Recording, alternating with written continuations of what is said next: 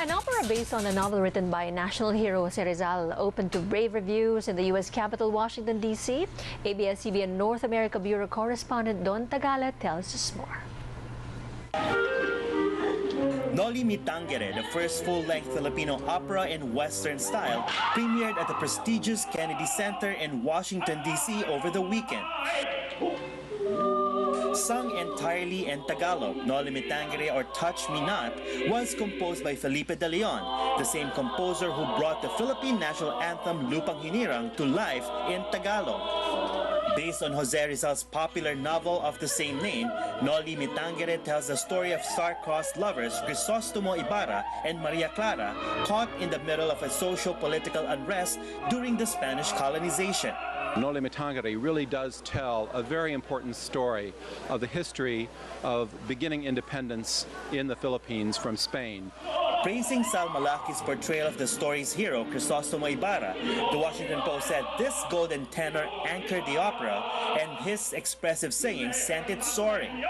The Post also praised Anthony Mendozona's captivating performance as Sisa, the deranged mother of Basilio and Crispin. The Post said Mendozona's coloratura dazzled and pulled heartstrings during her lament in the woods. Noli and its sequel, El Filibusterismo, were banned in some parts of the Philippines because it exposed the corruption and abuse by the country's then Spanish government and clergy. Filipino community leaders here say the message of Noli is still relevant today as it was when it was published in 1888. Noli Tangere is still very current because it shows that the abuses of power, when it is, when power is exerted unjustly, unfairly, and without thought of the other person, it will create a revolution. First staged in Chicago and then in New York before its debut at the nation's political capital, Washington, D.C., and as Noli Tangere, the opera goes to the Resorts World in Manila this September. Community leaders here are hoping this opera will open the eyes of kababayans to the socio-economic problems in the Philippines, such as corruption, power manipulation, and hypocrisy of the wealthy and the privileged.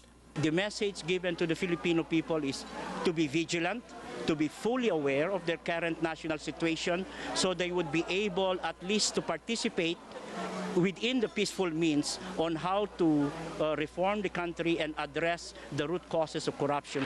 Don Tagala, ABS-CBN News, Washington, D.C. The date to look out for if you're watching that is September. And that's your news now. I'm Caroline Howard. Stay tuned for our news advisory at 4. Good afternoon.